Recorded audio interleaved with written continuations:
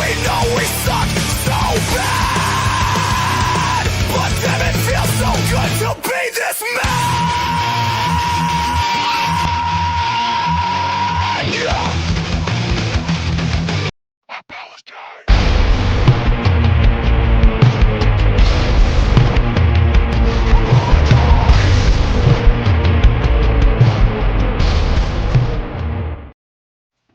And welcome back to Tuesday with the Brothers. I had to put together a little special intro I like because I am without fucking words. So with that, Scott, what do we have going tonight? We have got the monumental Master of Puppets by Metallica. And, you know, I'll go ahead and give my take on this album since it's probably going to be the only good thing you guys hear out there about this album is going to come from me. And unfortunately, this album gets a lot of shit. And it's proclaimed as a speed metal album. Well, no, this is not. The majority of it is not a speed metal album. There's a couple of songs on here that are speed thrash metal, but the majority of it is power heavy metal. And of course, it gets slammed because it's Metallica, you know. And it didn't really gain any credibility until after this album. Here's when they really started gaining a little credibility. Before this, they hadn't really got a foothold in to, you know, the masses, I guess you could say. Um, this was the first time I ever seen them. They were still opening band. They opened for Ozzy Osbourne on the Ultimate Sin tour, and it was a one fantastic freaking show. Yeah, they were misstood. Hell, we even misunderstood them, dude. I didn't really have Metallica at that point in time figured out completely. But in my opinion, and this is coming from me, Metallica fans out there, the change ups are insane on this album. I think it's some of the best change ups ever on an album. I think it's one of the best produced albums ever in rock history. Literally, the sound is fantastic. You know, just you can't get better production.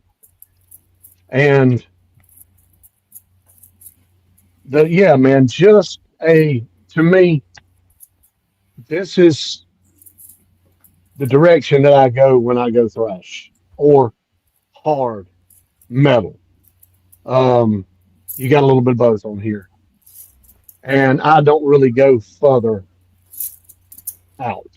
You know, Pantera, Metallica, a little bit of Anthrax, Slayer, never got, never will.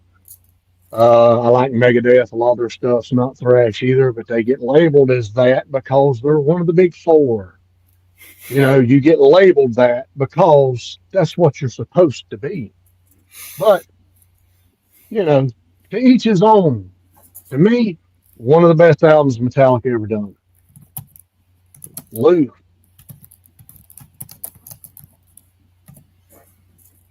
You're muted, Lou. Okay, sorry. Don't cry, Luke. Okay, I'll start off with this. One of the anagram for Master of Puppets is mop. Okay, I just wanted to note. I noticed that, and I go, "Ooh, it's mop." Okay, now I have a technological thing I want to point out because this album defies the technology of album making. This was on a single LP. I don't know how they squeezed 55 minutes of music onto a 44-minute LP, because that's all you could really hold on an LP, but somehow they did it. Some sources says it was never a single LP, it was a double LP, but that's not enough songs for a double LP. So somebody clear up the freaking mystery how they squeezed 55 minutes of music on a 44 minutes worth of LP without cutting a song or anything. and it plays back at 55 minutes. So I don't know what they did to accomplish that. But I've heard the saying before: you can't squeeze 2 gallons of shit in a 1 gallon bag, but apparently they did it. Well, I don't want to. There are some things about this album I like. I like the intensity, the sound, and the crazy chords, and a little bit of the speed. But as for the songs themselves, it was 50-50. Half of them I wanted to put at number 8. The other half I wanted to put at number 7. Okay, I didn't enjoy any of the songs per se.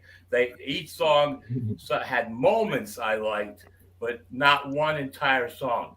If I never heard this album ever again, my life would not be the worse for it. Okay, repeat that last sentence before my life. My life? Before that.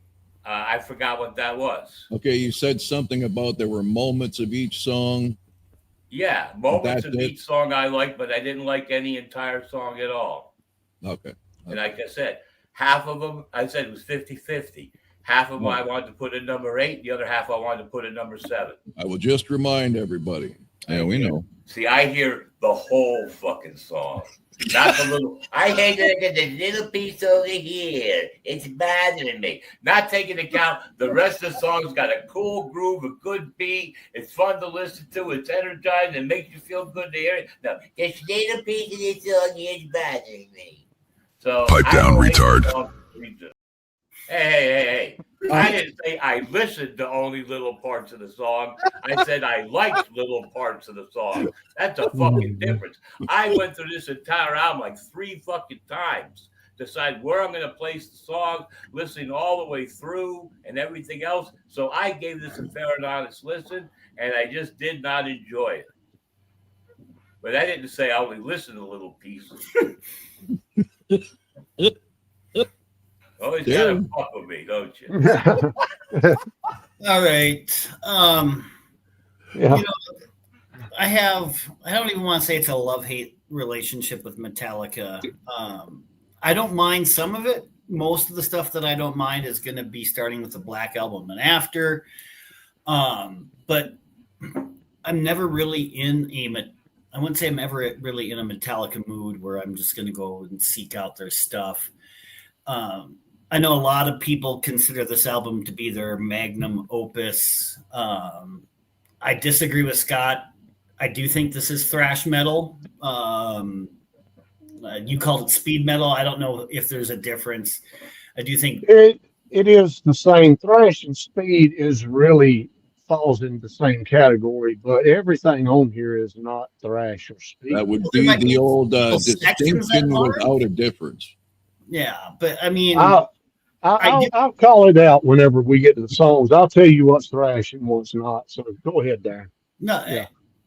I think it tries to balance aggression and depression. I'm going to say this lightly: intricate musicianship. I'm sorry. I was going to say it balances aggression and depression. Yes, well, that too. I think it's just for me. Again, there are tiny parts of it that are. I don't want to say melodic either, but there are tiny parts where it does cease to be thrashy, and they try to blend in some actual decent music. But it definitely makes my ears hurt more than it makes me happy. And I'll leave it at that until we get into the actual songs. David, you're muted. There you go. No, I'm not. I'm not muted at all, Rob. No, you were taking forever to talk like an old lady or a Biden. No, I was trying to be nice to Scott. Oh, really? I said I like the Black Album, and I must admit I haven't really listened to anything after that. So that would probably be an interesting listen because, did they change, totally after the Black Album, or did they go back to this? They changed. Yeah, it's different. Good. Thank God. So it'd be interesting to listen to some of the albums after that, to be honest. I found this bloated, repetitive, self-important, and overrated. How do you really feel? This There's is nothing no wrong- different there's than the nothing Black wrong- Album. It is. Oh my no. God, Scott! What did you just say?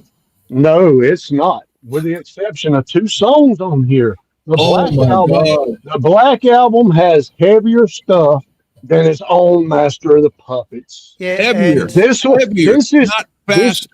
this There's is a- just a better produced Oh. album than Black. Oh my So- God! no, I didn't No, I'm find. serious. I found Oh. nothing melodic about this at all. Oh my Um, dear Lord! You didn't listen good. I did listen good with headphones too. I'm not a, like I said, I'm not a lover of this kind of music, and this album is by no means a masterpiece. To me, this was a slog. Okay. I'd be very happy if I never listened to To this each his again. own. I said I got a lot of friends who like Metallica. I didn't understand it back then, and it's definitely I don't understand it now either. So nothing's changed. It's yeah.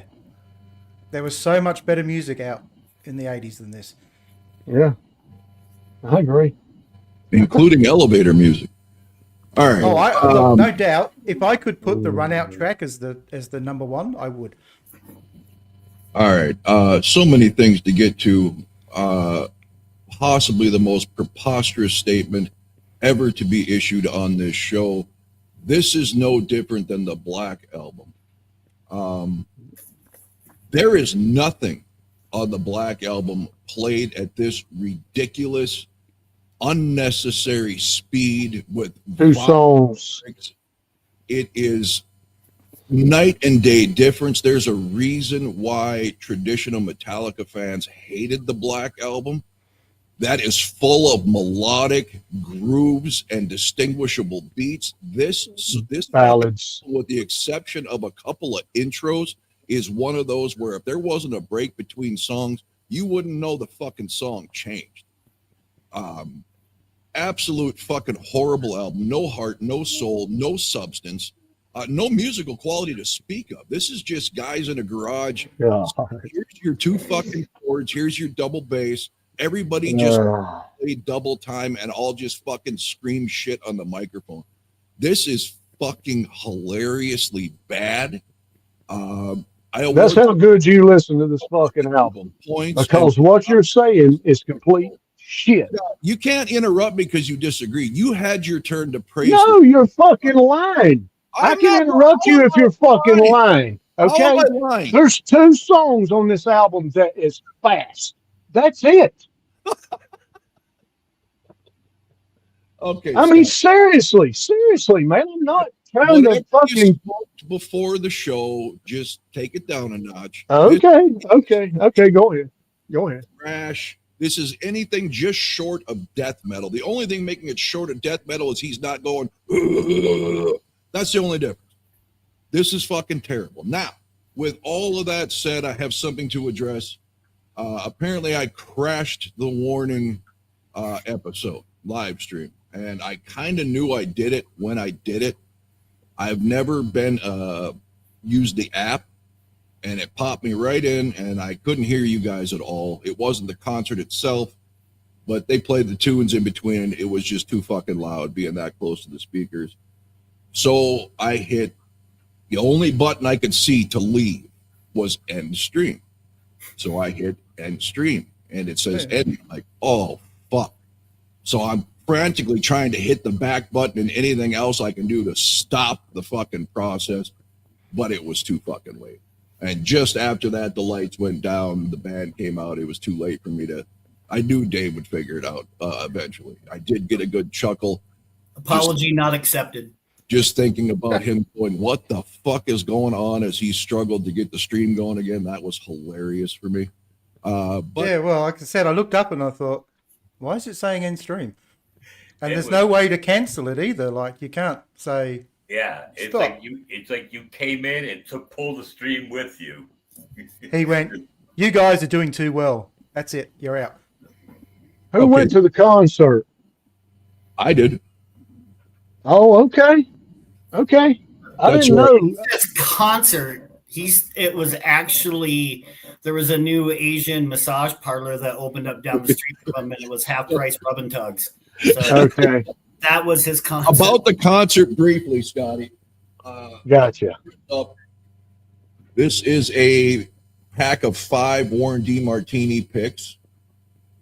Cool. And what I Awesome. found interesting, I got real fucking excited because Warren D. Martini had his own merch table. Of course, Rat had one, Quiet Riot had one, or Stephen Piercy, whatever he wants to call himself, and Vixen had one. But Warren D. Martini, and right beside him was that Carlos Cavada, Cavarez, yeah. the guitarist we all know from the Quiet Riot video. Yes. So I was like, holy shit, he's back in Quiet Riot. Well, Quiet Riot hits the stage, he ain't there. So I'm like, holy fuck, is he going to be in Rat with Warren? Is he still with Rat? Yes, a fucking Wow. This had, of course, the godly Stephen Piercy, Warren D. Martini, Carlos, both on guitar, of course, Blas Elias on drums, and the bass player was a dude I'd never seen before, but Motown, one of the guys I was with, said, I know him from somewhere. Well, Stephen Piercy eventually announces the band, and apparently, I didn't know this, the original bass player of Rat before Juan, he's on the back of that EP, that 7-song EP or whatever. Really? So this was I never knew that. I didn't either. I was like, holy shit. So this, I mean, needless to say, they were fucking incredible musically. Wow. I mean, they did the dueling, the Robin Crosby, Warren T. He fits perfect for Crosby in that band, too. Oh, man. God, yes. They'd sit side by side and do them dueling guitars. It was the best thing since seeing KK and fucking Tipton doing it for Priest. Yeah. Man, fucking amazing. You Awesome. You guys addressed that I sent you a couple of photos, and Louis said the only thing he got from me was an email he didn't understand. Yeah, I got the photos. Okay, so what I want to do here is pop up just a quick video that explains why Louis got the email he did. See, I hear the whole fucking song. Sorry, wrong one. I hate the little piece. That's the wrong one. Let me grab the right one. We all saw that one. Okay, this is the one. Now, okay. He may have given him a lot away, but it was not his favorite car. His favorite car was the 1973 Stutz Bearcat, but he gave a lot of Cadillacs away. I guess he didn't care that much for them.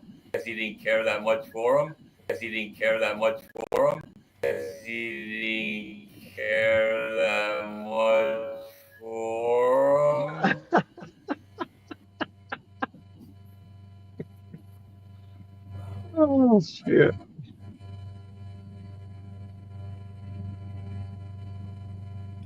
Your response, Louis. I was being kind of sarcastic. He did like Cadillacs, but his favorite, and I made a mistake in calling it a Bearcat. It's called a Black Hawk 3. Stutz Black Hawk 3 was his favorite car. It's the one he drove most often for the last few years of his life. He never really bought the other cars he bought. He just had them shipped to the house, Graceland, whatever. But he loved the Black Hawk best, right? That's all I was saying. I wanted to say like, oh, he hates Cadillacs, like it's a serious, definite, statement. I just made a little sarcastic remark. I mean, he never gave away his Black Hawk, but he gave away Cadillacs. Okay, Scotty, one thing to address with the commenters tonight. Somebody was getting somewhat roasted, and rightfully so. They had the nerve to say Quiet Riot's Metal Health was an overrated album. No, I'm sorry, brother. It wasn't. Ludicrous thing I've ever heard in my life. It was not, man. That's the kind of comment you make when you bang your head. Yes. So, all right, I'm all fucking caught up. I got rise out of Scott. Really wasn't as bad as that, Scott. I just had to do it to you. All right. Yeah. So let's start with number 8, Scott. Number 8. And I need to say that this was insanely hard to fucking rank. And the only reason Orion is number 8 is because it's an instrumental, but it's a damn good instrumental. I enjoy it. Metallica does good instrumentals, and they're not boring to me. That's to me now, that is. But that's the reason it wound up number 8, though, because I like the rest of it better. So there you go. And it is not speed metal, that song, or that instrumental. There you go. What song was that? Orion. Oh, okay. It's Orion. Orion. Yeah, the star cluster. Well, Orion, Orion, whatever. Yeah. Orion the Hunter. Instrumental. Okay, time up. I know people get mad. Why do you read so many comments? Jesus Christ, shut up. Matthias, the gentleman responsible for the ridiculous statement on the Metal Health album, says it sounded dated. It brought nothing new to the table, and for some reason it sold. No idea. What? I mean, it is leaps and behind things released even years prior. This album and the sound and the songs redefined what the fuck metal was. Yeah. You want to talk dated? Look at late 70s, early 80s Priest, Iron Maiden, stuff like that. That's fucking dated. Quiet Riot bring a whole new, fresh power to metal, incorporating things like, I don't know, harmony and melody. And yes, it was the very first heavy metal album to chart number 1. Yeah, so, man. Everything you're saying is beyond ridiculous, but thanks for watching. Yeah, man. I mean, look, everybody's entitled to their opinion, bro. But that album, I stand up for at least 70% of it. There's some songs on there that I do not like, bro. I will say that. But the majority of it is fucking fire, in my opinion. Did anyone on this panel not buy it? I bought it as soon as it came out. I had it. Yep. Same with me. I still got it. And have it now. So I see. I like Slade back in the 70s, so I was thrilled when they did the cover. So I didn't discover them to the early 80s. Okay, Louis, it's your turn. Wow. Well, I got the cassette of the Metal Health album, like when it came out, when it was a new thing, and I used to hear like Metal Health and Come On Feel the Noise on the radio, like in mid 2000s, and it still sounded more fresh than anything else that was on radio. Greatly produced. It's a great album. You know, if it doesn't fit a person's taste, it doesn't fit a person's taste. But this was 1984, so we're not talking like, or 83. It was 84. Yeah. Okay, 83. Yep. Oh yeah, the other one came 84. The whatever this follow-up album. So anyway, let's get back to this Metallica thing. Yeah, I mean, you can not like it, Matthias. That's fine. We're not telling you you're wrong for your opinion. We're telling you you're wrong by saying it's overrated. An album that does something that transformative for an entire genre of music can never be overrated. No. That's all I'm saying. Go ahead, Lou. Yeah. So I do agree with Scott on the terms that the entire album is not speed metal. There's a lot of fast stuff going on. Sometimes slow. It picks up speed and drops down in tempo and all that stuff. But like I said, but nothing was a pleasurable listen, you know, as far as the entire song goes. And my number 8 pick is Damage Incorporated. It just seems to be not, you know, it fell there. You know, like I said, half these songs I believe belong in number 8, the other half belong in number 7. So at number 8, I picked Damage Incorporated. Jay Bake, thank you so much for coming to last week's show. I rewatched that the next day when I woke up from my coma. I love listening to you talk. Your knowledge on the Warning is endless. So thanks for that. And here he says, Lewis had the 4-track of Metal Health. That is just the 8-track played on one speaker. Okay, Darren. All right, at number 8, I put the song "Leper Messiah." For me on this, I mean, this song is heavy. It is kind of groovy, but it comes off slightly repetitive compared to what I would consider the album's peaks. The riffs are solid, but I think it lacks dynamic shifts that the other songs have, and that's the reason why I put it at number 8. If you're gonna hit your peak, I prefer you do it in your room off camera. It's not what you said when we were in Minnesota. Dave! Hopefully there's no video of that. Jeff Brand. I always say Geoff when I talk about Geoff Tate. It looks cooler and sounds like Geoff versus Jeff. Anyway, the Black Album was a sellout album to be radio friendly. I would say it's a sellout album. It sold out everywhere it was ever stocked. So yeah. The reason the Metallica fan base, just to sum it up, turned on Metallica with that album is because there were fucking ballads on that album.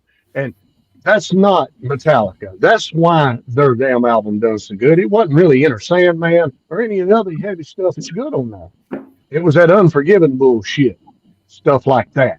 That's the sellout. Okay, go ahead. Go ahead, Dave. Good. Well, and the war continues in the chat, and I'm going to stay out of it. So get them, boys. All right, go ahead. At number 8, I have the song that is probably the best titled song, "The Thing That Should Not Be." I think that's right. This one should not be. 6.5 minutes of sludge, one riff, beaten to death endlessly. That's all I can say. Okay. The commenter in question, I'm not getting back into it, but just a little context, has just put Nickelback in the conversation with Van Halen and Quiet Riot. So, oh no, brother. Never mind. It's not even worth going there after that. Oh God. Okay, I am gonna match with the legendary King of Metal on this show, Scotty. I have Orion. Which one is it? I don't know. Orion. So what Orion, whatever. Some of these songs is they were so long, and I'm taking notes, and I thought, I'm just gonna take it in like I'm doing real time fucking journaling right here. So I kind of wrote it as I was listening. It's a cool intro right away, but it took 30 seconds too long to be heard at a normal volume. There's the second song on here. You're like, God damn it, you're turning your speakers up and going, my thing's counting, but I don't fucking hear anything. Very cool fucking riff, actually kind of melodic for this type of Metallica, which impressed the hell out of me. And then I said, okay, 2 minutes in with no words or even a grunt.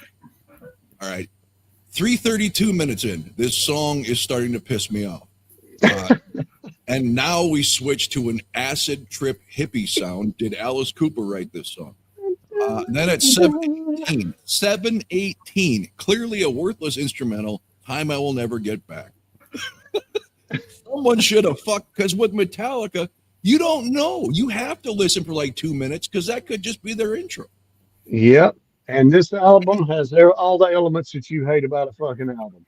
Long intros and long songs. So I knew that before this. So, yeah. Okay. Number 7, and this I'm just starstruck right now that every one of you guys didn't have Damage Incorporated at number 8. I am fucking struck that y'all didn't have that at number. That's my number 7, and I love it. Now this is thrash, speed, tear your ass out metal right here. Now, I'll give you that. This right here is balls out, rocking to the fucking core. And they probably don't even know what the hell they're doing. They're going so fast. That's speed metal. I give you credit for that one. This is one of the songs on here that's pure thrash speed through the roof. I enjoy it, though. I don't enjoy a lot of speed metal or thrash metal, but this is some that I do. But it still wound up number 7 on my list. Damage Incorporated. Beauty, eh? That's you, Lou. Well, in case you forgot, I did put Damage Incorporated at number 8. Yeah, I know you did, but the rest of them didn't, man. Everyone's got look. The thing about this album is it was very hard to discern the different calibers and qualities of what made a song great and not so great and where it should place and all that stuff. It was like I said, the 50-50. And another one, a candidate for number 8 that I put at number 7 because I said 4 of them I wanted to put at number 8 is Orion. That's where I put that one at number 7. Okay, is it Orion? Is it Orion? What is it? Scott said Orion. I don't know. It's Orion. Orion, I guess. Orion is like a god. You're like Orion the hunter is a god of the star. Like there's a constellation in the sky. If you got a really dark night and you look at the right key points, it's supposed to be the bow and arrow of Orion the hunter in the stars constellation. Thank you, Mr. Wizard. And if I'm not mistaken, Metallica has an instrumental on all 3 of their first albums. If I'm not mistaken, I'm pretty sure they do. So did they do it with Orion 1 and 2 and 3 like Ace Frehley's Brilliant? No, they're different names. They're different names. Yeah. It ain't a Tunes Brothers podcast if I don't rip Ace, even when he's not involved. I know it. Go ahead, Darren. All right. At number 7, I have the song that the man from Down Under had at number 8, and that is The Thing That Should Not Be. I find this track to be sludgy, but it still comes off as menacing. It has a unique atmosphere to it. It is a little bit slower paced, but it's still repetitive in its structure, and again, just less.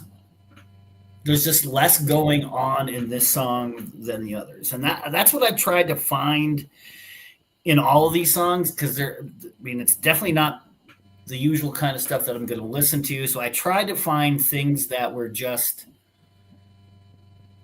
like things that were missing, and giving more credit to the songs that have more going on. Okay. Thank you, Darren. J-Bake hits on something that I keep seeing, and it floors me. And I think I've asked Scott and you guys before. His comment, of course, being mildly sarcastic. Lars loves it when Metallica plays the speed metal. Nobody can hear him being completely out of time. I was always under the impression, we're talking around 1 on Injustice for All and then into the Black Album. Lars was always talked about as like one of the most accomplished drummers in metal. Nowadays, I keep hearing people rip him for being a bad drummer. Which one is it?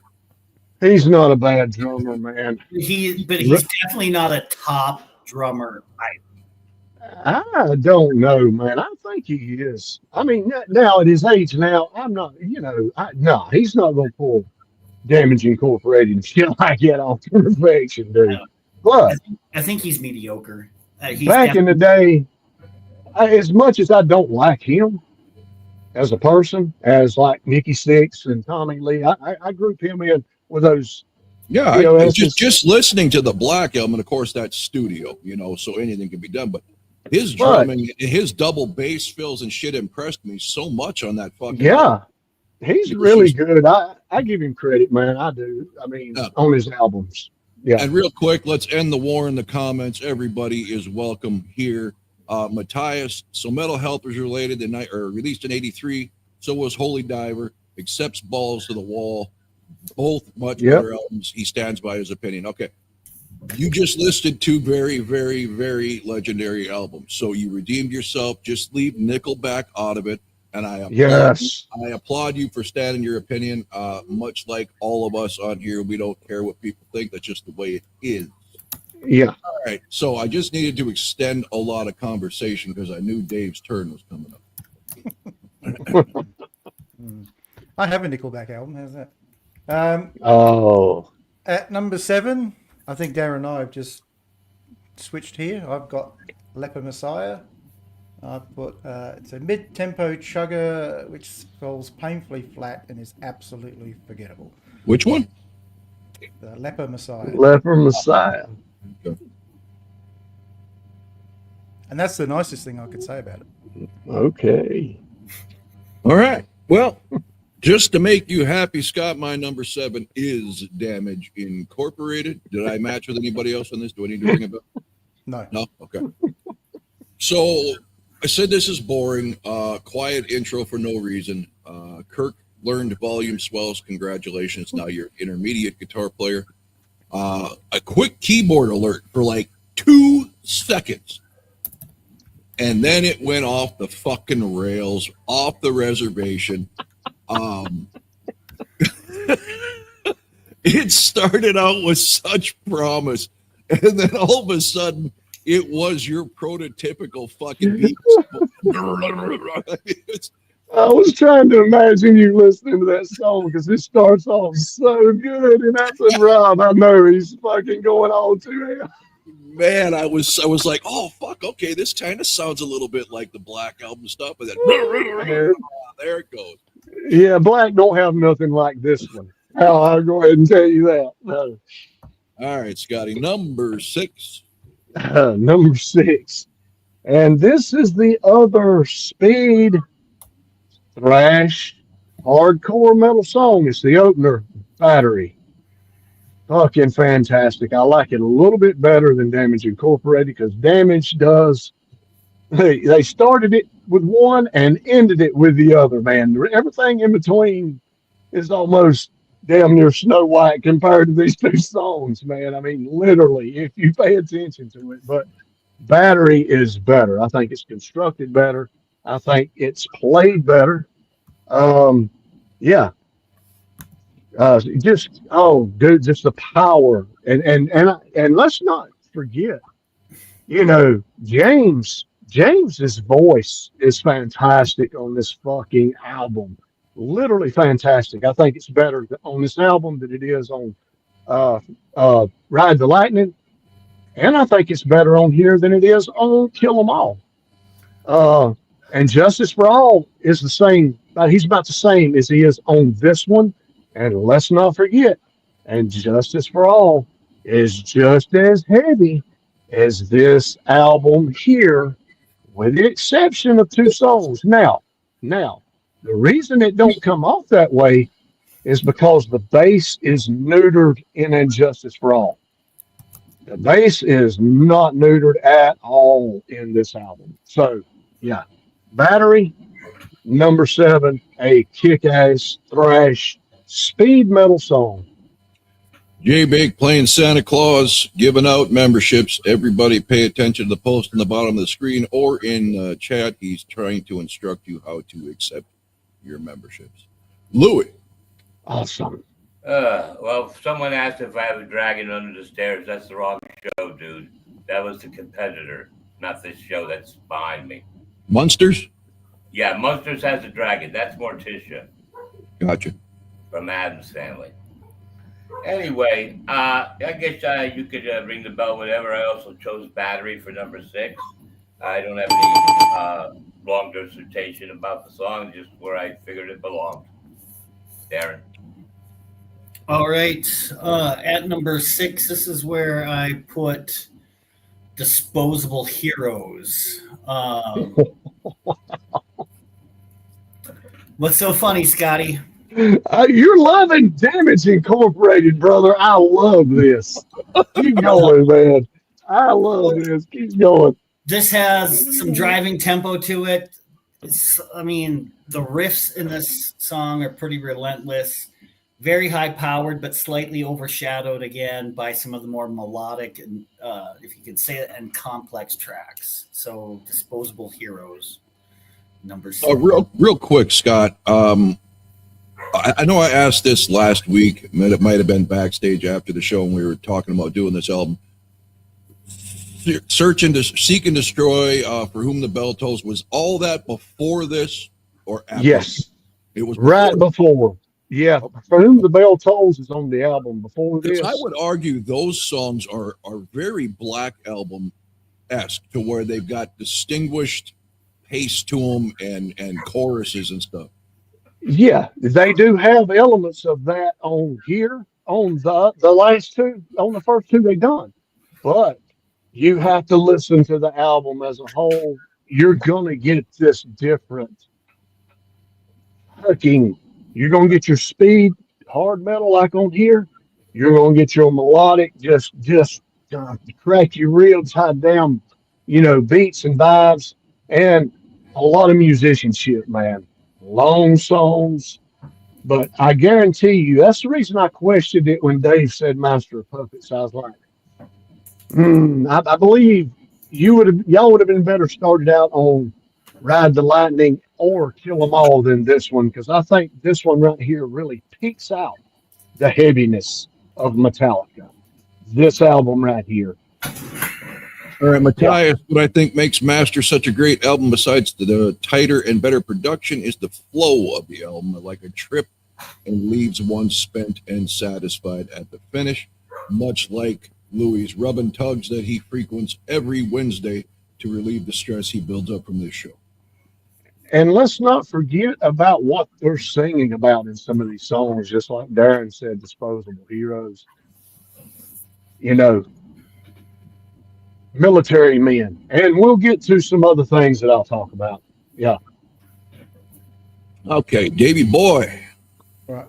I notice I pause now anyway because I wait for you to interfere before I have. It literally, once in a while, I do it on purpose, but I used to do it to Lewis all the time on purpose. It just kind of started, happening with yours, and it never was intentional until now. You know the difference, though? I don't mind when Louis gets very upset. So. You can almost see the smoke come out of Louis' head. Number 6, I finally have the instrumental, Orion. I put, this is supposed to be a Metallica musical masterpiece. It's basically proof that prog noodling plus distortion equals overrated.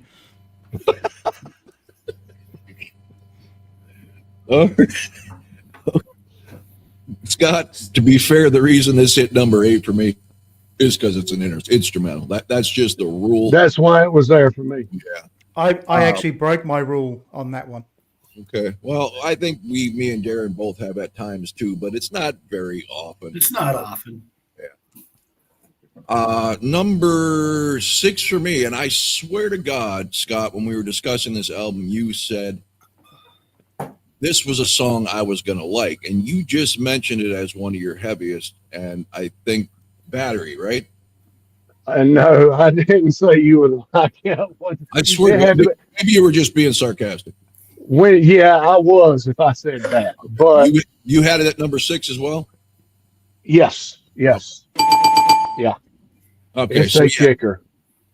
Again, a fucking cool intro, and then it just went to fucking fast noise to me. The Battery chorus, I think, is the reason I really don't like the song. Other than it, I tried to, and believe it, you think I'd have just listened. I listened to this album 2.5 times. Okay. I listened to every song twice, and I say a half because the songs I put in the top 5, I wanted to listen to again to make sure I had them in the right order. So I took into consideration, look, this is, okay, Scott, fine. We'll play it your way. Borderline speed metal music. I've got to look at it that way and take my personal hatred of that music out of it. But the chorus ruined anything for me. Just the battery. I just it just ruined it for me. Battery. Sounds like he's saying battle rage. Battle rage. But anyway, number 5. This is one of the songs that I literally, for God knows what delusional reason I would have to think this, that you guys would probably have at number 1. But evidently, I know a couple of you have already just shit all over this one. And this is the first song I heard off of this album. This is The Thing That Should Not Be. Now, this song is anything but thrash metal. This song here is a steady, hard rocking tempo all the way through. It doesn't even, just like Darren said, there's really not a lot going on in this song. There's no real change ups in this song at all. It's pretty much just heavy, and they even have the little fills in it where, the guitars, tone it out, and he's got the bass. I mean, and he starts singing really great vocals though on this song, and you can actually understand what he's saying on this song. So yeah, that's why I was laughing and giving him a hard time about using that song up before a couple of the songs on here. But anyway, I love the song. I think it's fantastic. It is a steady beat song though, all the way through. All right, before we get too far in, Fuzzy Booger. I appreciate it. Dave made sure he mentioned Fuzzy Booger on the last podcast. He says Rush remastered Vapor Trails album, same thing, 2 trebly, more lows. Coincidentally, if you go shopping in the mall with Darren, be careful. He leaves Vapor Trails, and you will be blamed by unsuspecting strangers hitting the wall as he quickly scurries to another aisle. That Toys R Us, Toys R Us in Fargo is never going to be the same. They had to repaint. Okay, Lou. Somebody put a comment up.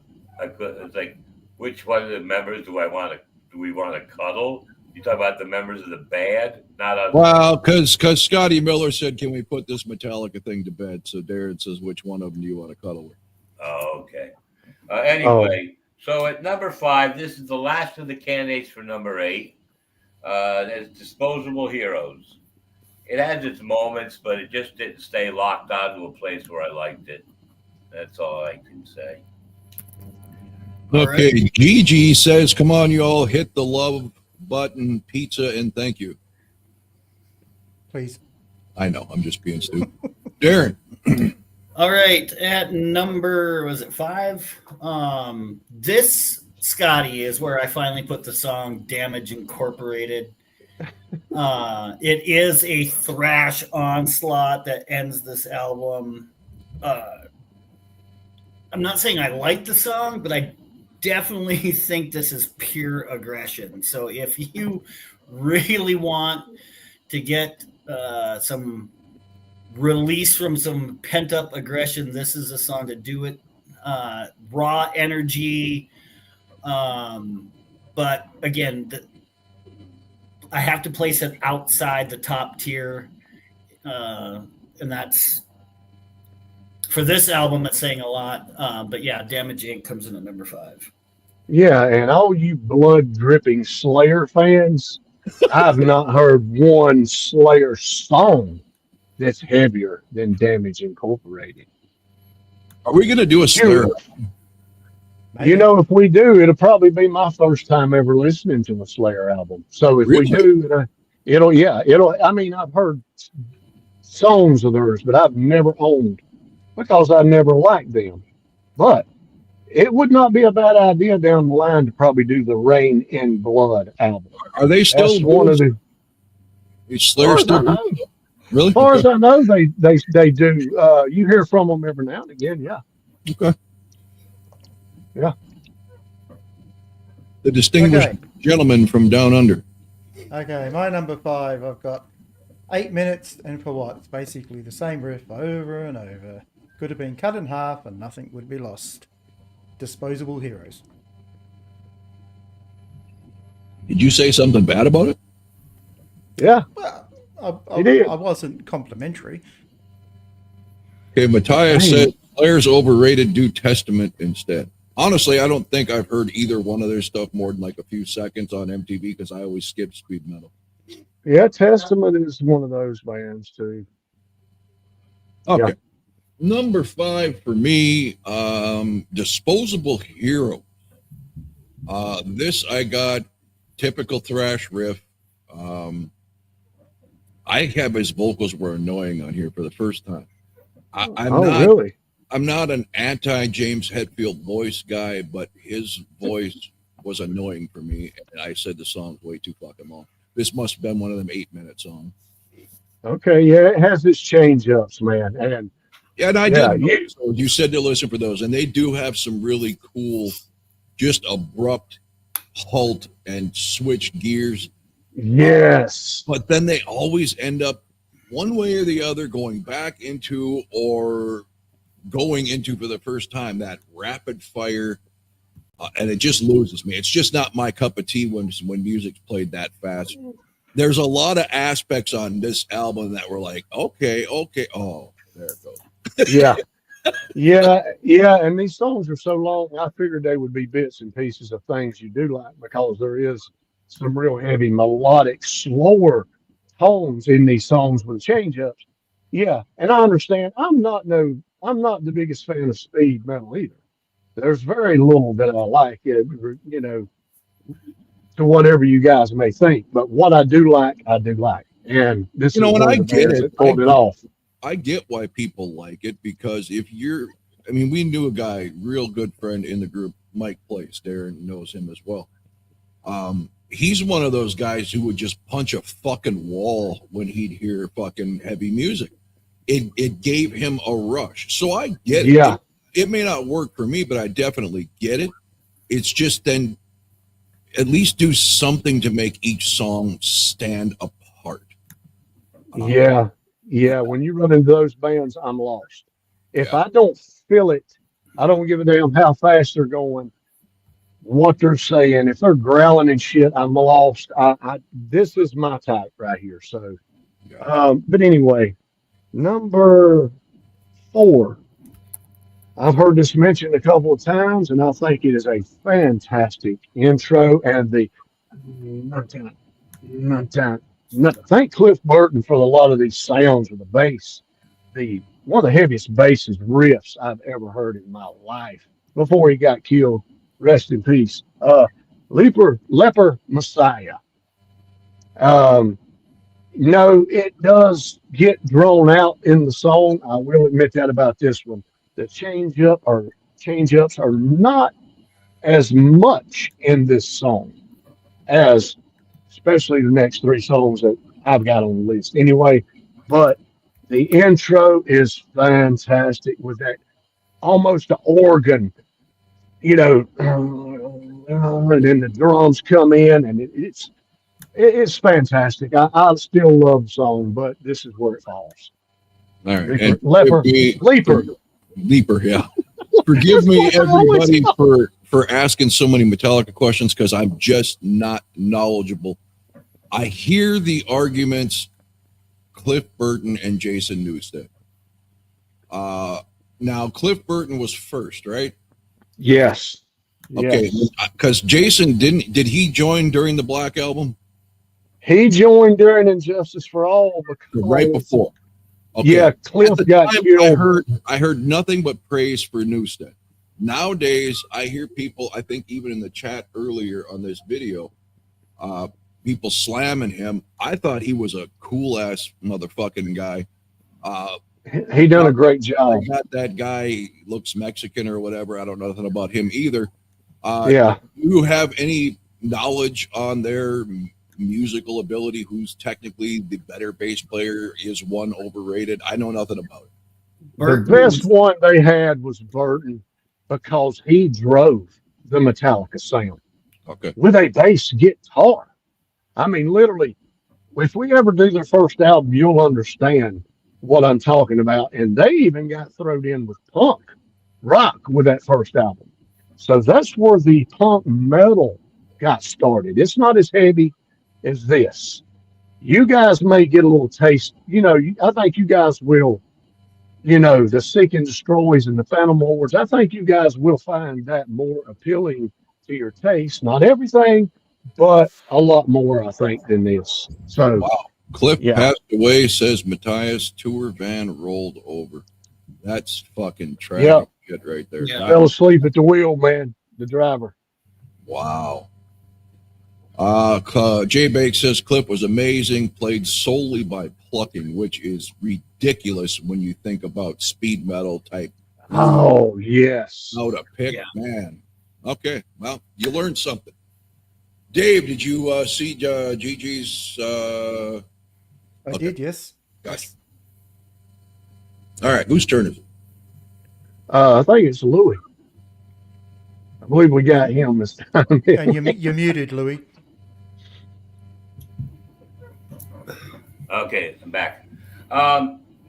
This is a few things I want to address. Number one, what's the criteria for bell ringing tonight? Because Scott and I matched at number 6, and I thought you said battery 2 for number 6. Number 5, I believe, was you, Rob. Did you have disposable heroes? I did. Okay, that's a bell ring for that, me and you. And now we're at number 4. This is the first candidate on the list for what could have been number 7. Like I said, down 50-50, half 8 and half 7.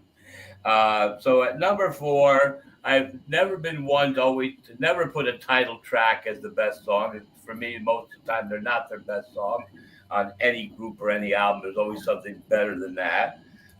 So Master of Puppets, the song, winds up at number 4. Was that a bell ringer? Not yet. No. Nobody said Master of Puppets yet. J Bake says, rumor has it they drew cards for the bunk assignments in the bus that night. Cliff pulled the ace of spades and chose the bunk that was crushed. Not sure if that's actually true. I believe I've heard that. Yeah, I've heard it as well. Imagine being everybody else who drew cards and you got to fucking think about that. I wanted to say 2 things I forgot. Number 1, Jason Newsted's only 5'7", but you never know it. Okay, he's Really? a little guy. Yeah, Great player. like 6'1" and all that. As far as Great. they're both. You know, if you're a really good bass player, I respect you and all that. You know, but the thing about Cliff Burton is with his bass playing, that opening you hear and for whom the bell tolls, the sound like that he does on the bass. Yes. So Okay, that's Rudy, an accomplished bass player to get that kind of a sound. Fuzzy Booger says Rudy Trujillo is their best talented bassist. That sounds like it'd be the newest guy, right? Yeah, I don't think so, but to each his own. Jason Newsted was brought in to fill Burton's shoes, and James Hatfield gave him a rough time. He did. I've seen interviews where Newsted, will talk about it and stuff, but you can't cut his fucking dick off on his first album and not put his full bass sound on Injustice for All, man. I mean, what the hell, bro? Jason auditioned for the band, and they wanted to hire him right away. But for a few days, they fucked with him, said, well, we got other people to look at and all that. They didn't want him just like, yeah, you got the gig. So they messed with him for a few days. Like, we got to listen to other bass players. They already had him hired, but they messed with him for a few days or even up close to a week before they finally told him, yeah, you're the guy. There was no other guy. We just wanted to mess with you. Matthias says from Suicidal Tendencies. I'm assuming we're talking about this Rudy bass player. I don't know. Oh, is that where he come from? Okay. All right. What are we on? 8, 7, 6, 5, 4. Number 4. This is where I put the song "Battery." I like the kind of like the acoustic bait and switch at the beginning. I mean, and then it goes into some ferocious riffs. High octane. I think this song actually showcases their ability to blend melody and brutality, and that's why I put it this high up. Okay. Gigi suggests Five Finger Death Punch, the old Bruce Lee inspired band title, or Disturbed. Keep them in mind there, Davey boy. Disturbed, yeah.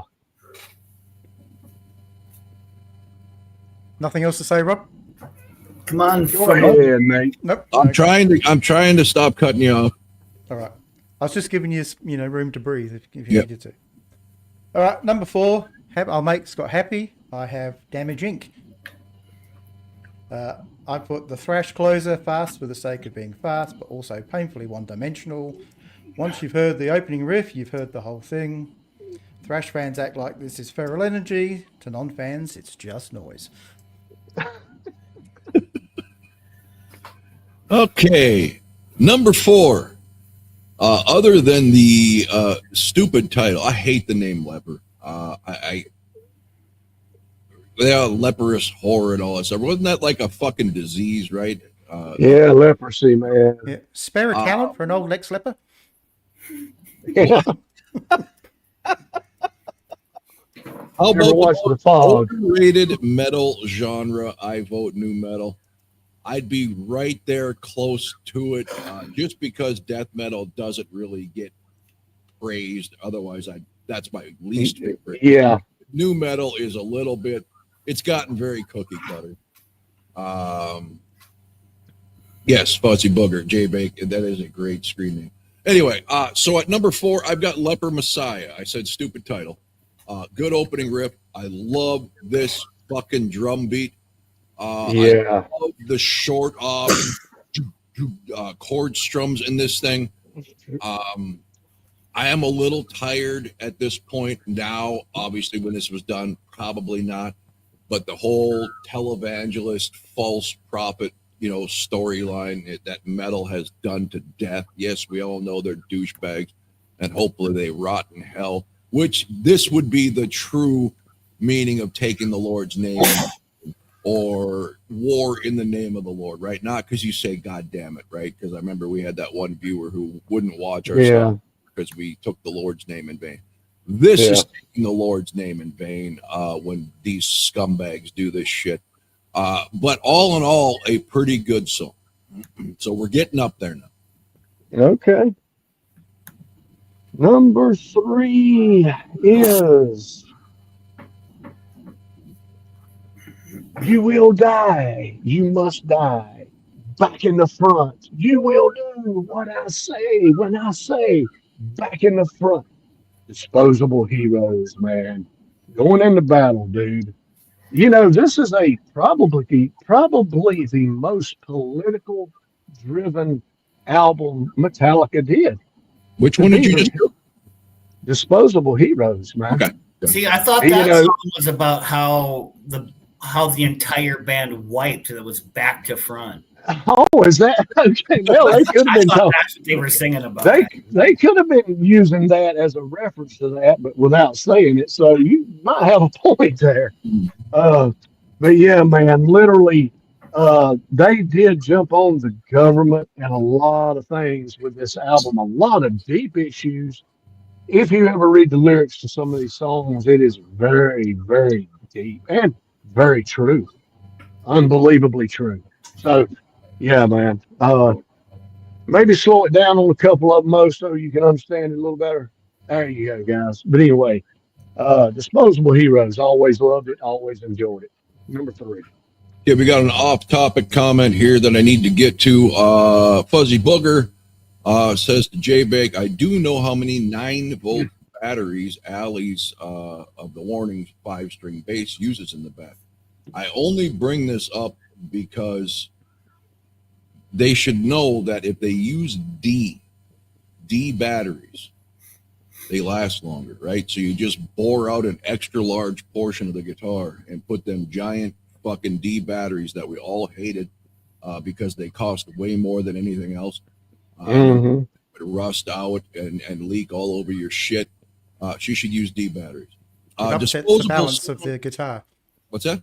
It upset the balance of the guitar. Well, she's tall. Too weighty. Disposable sounds like a Mustang leftover to me, says Matthias. That's a possibility. Okay, Louis. I said D, motherfucker.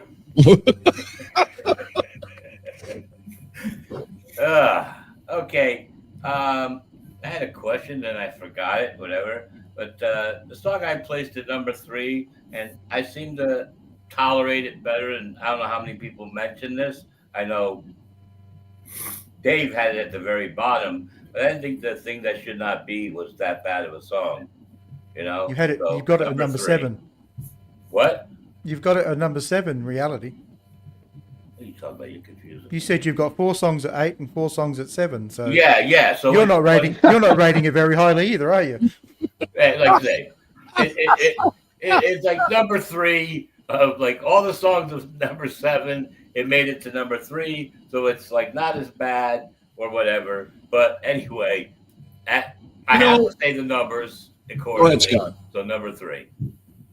Go ahead, Scotty. I am happy regardless of how this turned out because my favorite two songs on this album has yet to be mentioned. Wow. And J Bank asked if those batteries to run lights and stuff. I hope he's somewhat kidding. Active pickups are run on 9-volt batteries, which is why EMG pickups give you a much more metal sound. Just in case you may not have known that, yes, some pickups on some guitars actually use battery power.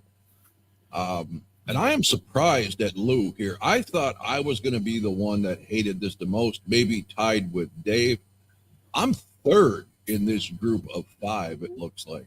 Lewis says every song is worthy of a last or second to last ranking. I'm shocked. Yeah, All Louis. Bastard. Wow. Derek.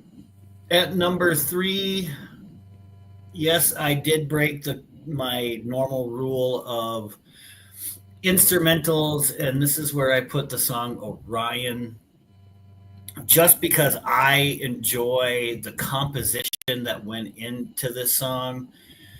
Cliff Burton's bass is very intricate in this song. It has emotional depth and some technical brilliance. And that's why it stands out to me on this particular album. So, Which one? I'm sorry, what? Orion. Orion. And I heard that Cliff Burton is the reason why they do have the instrumentals on those first 3 albums, too. So, there you go.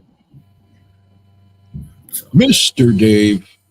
At number 3, I have Battery. But the acoustic intro fools you into thinking something unique is about to happen. Then it just turns into mindless speed picking. You're the man, Dave. Impressive for stamina, but not great songwriting. But Which one? I'm sorry, I'm reading comments. What battery? Battery. So you just matched with Darren? No, he had Orion. Oh, okay, never mind. Yeah. All right. So we are up to, let's see. 3.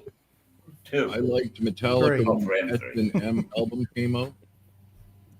S&M. Metallica had an album called S&M. Yeah, they had lots of stuff. S&M. Yeah, she said then my son took it back with him to Newfoundland 15 years ago when the S&M album came out. I don't know. What? I don't know. Clarify yourself. All right. We've got 2 people talking about Sanitarium being a fantastic song. All right. So we are up to my number 3, and we have the title track, Master of Puppets. I do not know how this ranks in the Metallica world, but I do have Overrated but decent listed, and I apologize if it's not highly rated. I just assume because it's the title of the album, like most bands, this would be like one of the most sought after songs. It's not bad. It really is not bad. My top 4 I could listen to and it wouldn't bother me a bit.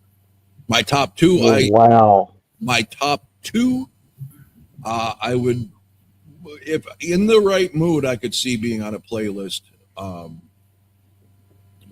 Like I said, and believe me, Scott, when I listened the first way through, I was so disgusted. The second way through, I like 4 or 5 of these really caught my attention. I was paying a little more attention.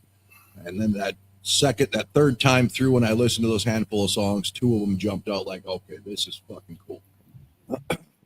Awesome. That just makes me feel like a winner right there. Just to hear you say that. Matthias says Metallica S&M is them live with a live orchestra.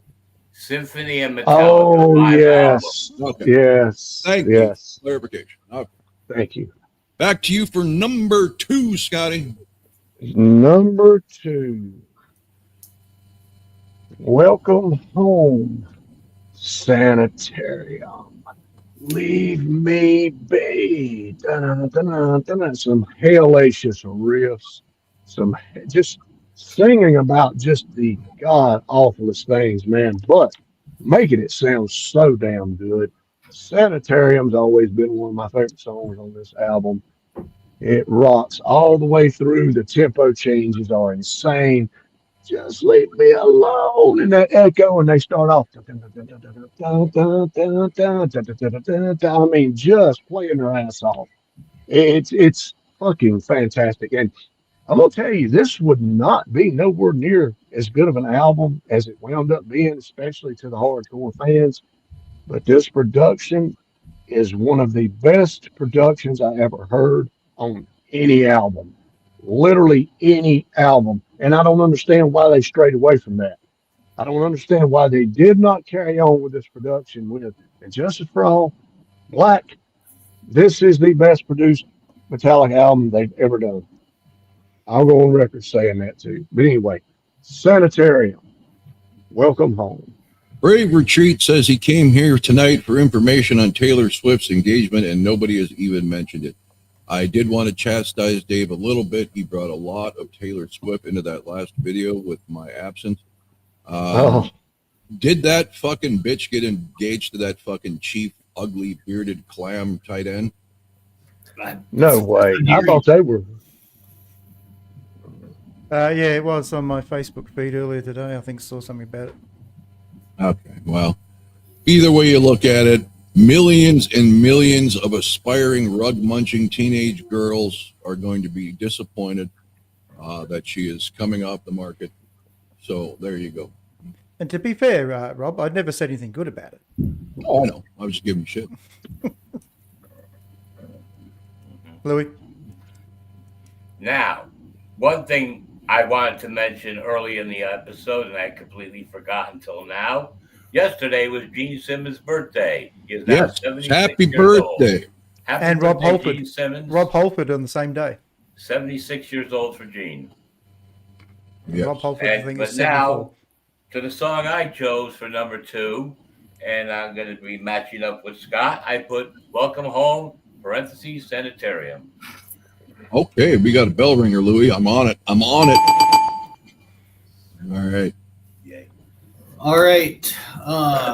Number 2 for me is Bastard of Muppets.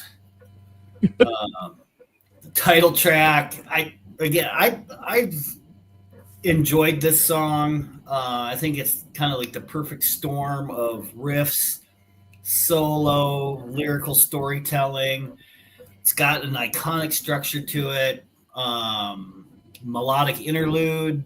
I think it's a very good song. So that's why it's at number 2. Which one did you Brave say? Retreat says next Tuesday, album versus album, 1984 versus 1989. Who's got an album called 1989? Van Halen's got 84. Yeah. I don't know 89. I don't either. I may, but I know it's 69. enlighten us. That can go against itself, though. Darren, which one did you Yeah, Master of Puppets. Master of Puppets. Davey, Taylor Swift says J Bake has a 1980. What the fuck would she know about 1980? Oh, Which wasn't even a thought in her dad's sack in 1989. All right, go ahead, Dave. Okay. Number 2, Ring the Bell. I also have Welcome Home, Sanitarium. Slow and moody, then gets loud and angry later. I'll give it points for good atmosphere, and as you know, I'm the ballad guy, so it has to be up there. Which one?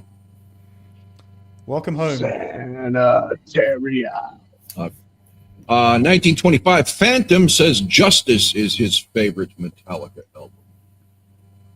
I don't know nothing about the album, but I'll tell you, one is the first song that made me sit up and take notice of Metallica on MTV and finally appreciate something they did. So if There you go. your album That is goes hand in hand with Sanitarium. Literally, the slow melodic parts and the heavy riff parts, man. Yep. J Bake, that was her birth year, according to Down Under Dave. He made us do some Taylor Swift tribute. All right. So my number 2, I am just shocked and appalled at a lot of you for where you put this. The thing that should not be. This is a fucking kick-ass mid-tempo. I put clear, meaning you can clearly decipher everything going on in this song. Head and shoulders above everything I have had on my list so far. The fact that many of you have put this towards the bottom, shame on all of you. I love it though. So there we go. I'll I just say knew that United. one. I felt like that one. I did. I had it at number 3. Oh, Hey, did you? Yeah. Rob, United was better than that. United? Oh, there you go, Dave. There you go. Now you're coming around. Taylor Swift or Ghost? Booker wants to know, Dave. And he goes, Ghost. Okay. I'm wearing it. Fuzzy Booger loves the Bastard of Muppets that Darren threw out there. yeah. Okay. We are up to Scotty's. Hold on. Working on it.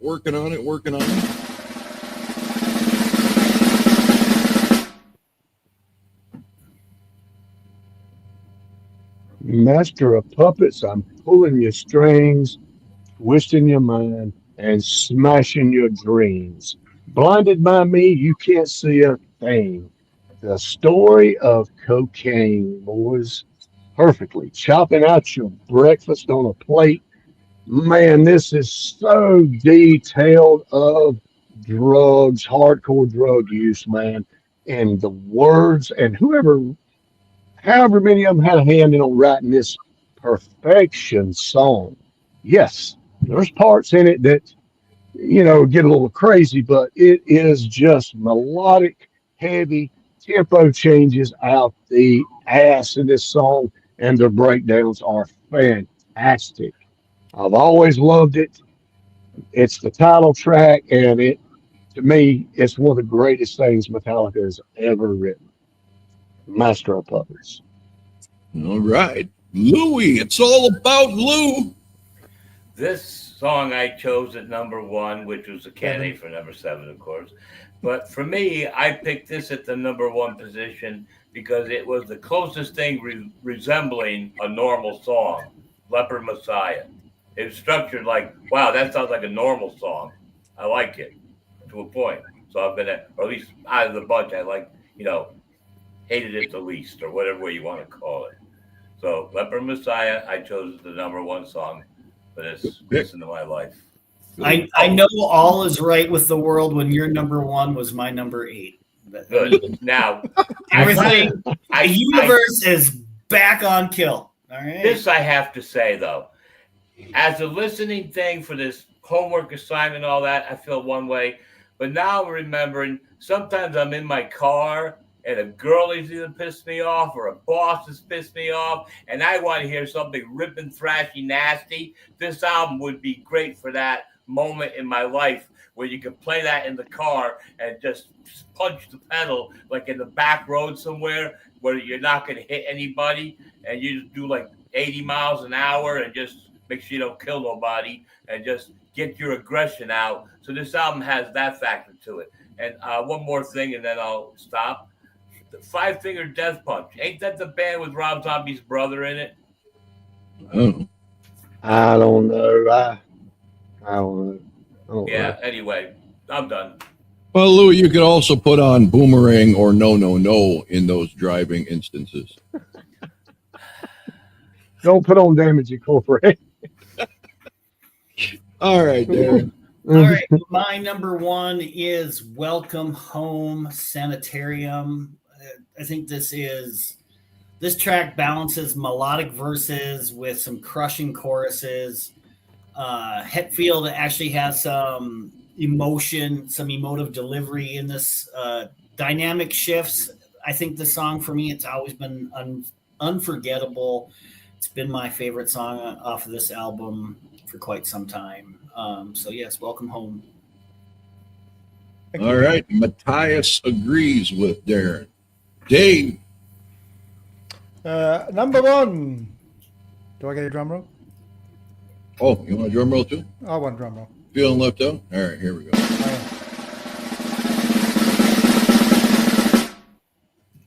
I'm going to agree with Brother Scotty. Number one is Master of Puppets. I put the centerpiece, and rightly so. It's ambitious, perfectly balanced, memorable. Midsection drags a little bit too much, but it comes back around, and yeah, I think it's definitely one of their defining songs. Okay, the booger, Gene Simmons 76, spits fire and drinks Ensure. Let's not forget, probably has some Depends underneath those spandex pants at this point. Possibility. Agreed. Master is the best one, says Gigi. My number one should be no surprise to anybody who knows my music taste when it comes to this album. Welcome Home Sanitarium. This beautiful guitar intro, great chorus. The only thing is I have to go to 4:30 on my editor, chop the 2-minute instrumental off the end, and it's a perfect fucking song for me. So that is my number one. Up until it just, and the instrumental part's not bad. I just don't need 2 fucking minutes of music to end a song. Great fucking song. Very surprised that I was able to find 3 to 4 enjoyable songs and 2 really enjoyable songs on this album. So that's why use that's why. Yeah, that's why I'm glad, because if you don't give it a chance, Metallica with Master of Puppets and Ride the Lightning and even Kill 'Em All gets thrown in to the Speed, Harder Than Hell, Die albums, man. And it is not all that.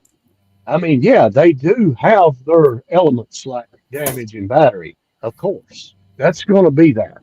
But it's not the whole album, just like Kiss getting slammed with I Was Made for Love. No, it's not the whole album. And people will get bad about judging these things because that's what they've heard or that's what they get that projection in their mind that the band is about full time.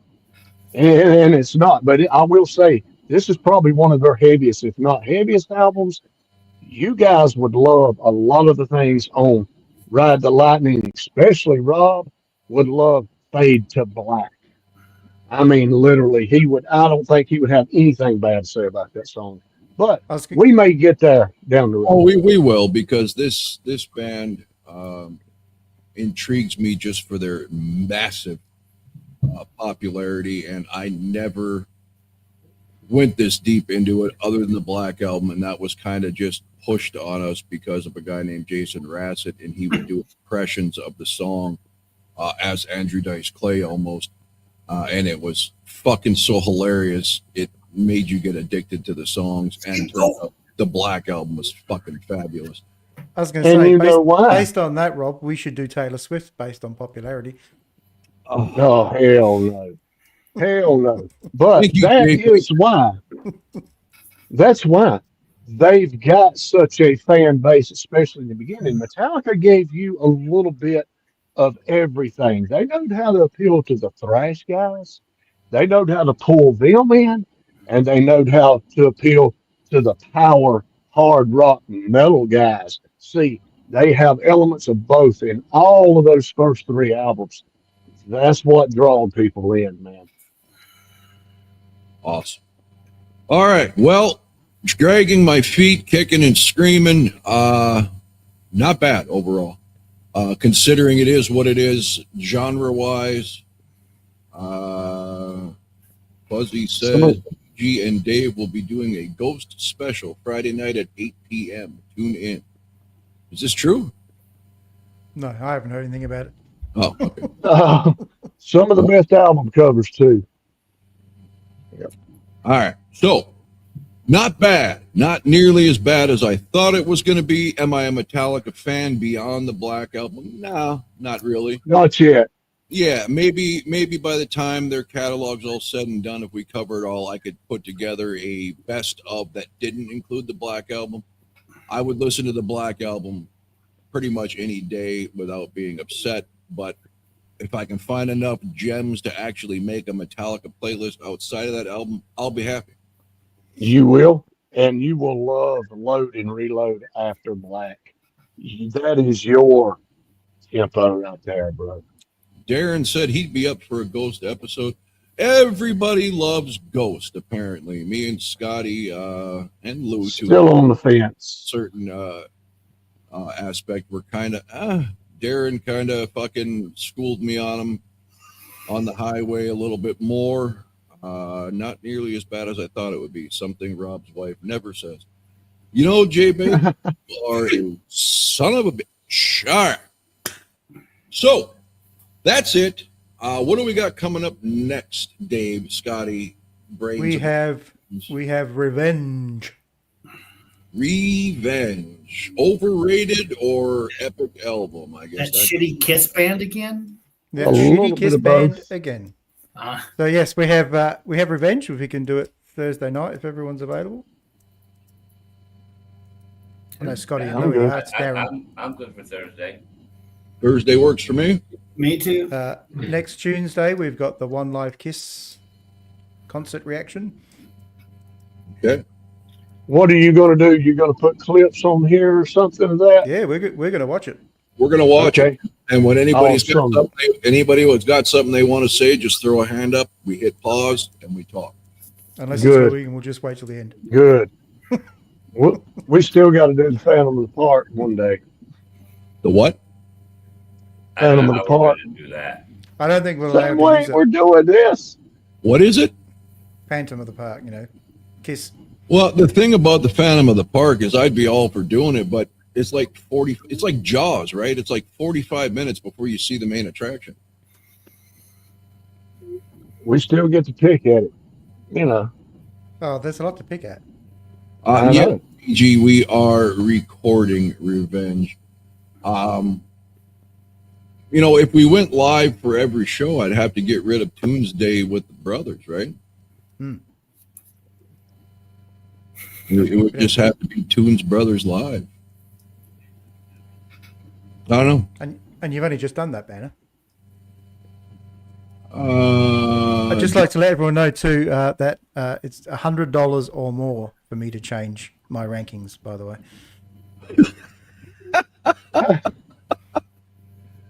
Okay, before you Toons Brothers go, Fuzzy Booger says, each one of you tell us your all-time favorite band. Oh boy, Kiss for me. Yeah, it'd have to be Kiss for me if I had to be, had to pick. Yeah. Louis? The International Silver String Submarine Band. No, just kidding. It's Kiss. Darren? Taylor Swift? I hate this fucking question. If I If you had had to choose one, just gun point to your head. I know it sucks because a lot of people, us included, love bands like Scott, AC/DC, almost as equally. On some days, you might prefer them, but just ballparking. I'd have to say Lillian Axe is still my favorite. Davey? probably the Bay City Rollers. I don't know if you guys really got them there, but Yeah, we did. We got. I heard everything I heard about them is through Kiss Homework, right? And Sweet, because the name always comes up back in the 70s. I don't think I've ever really checked them out. They go but- hand in hand with Sweet, kind of. no. Yeah, they do sound and Aren't look they a a little little bit more- like them. Dave No. is being sarcastic. Yeah, I think Very David's sarcastic. got to be joking. Oh, I mean, Hi, you got one over on me because I don't know nothing about them. So No. Obviously, Sweet were my first love, but Kiss has been my favorite band over the last okay, Gigi's 40 got years. that SATUR band. Okay, DAY. so Dave, you're going with Kiss as well. Yes. All right. The Warning meets the Phantom of the Park will be the follow-up to their concert video.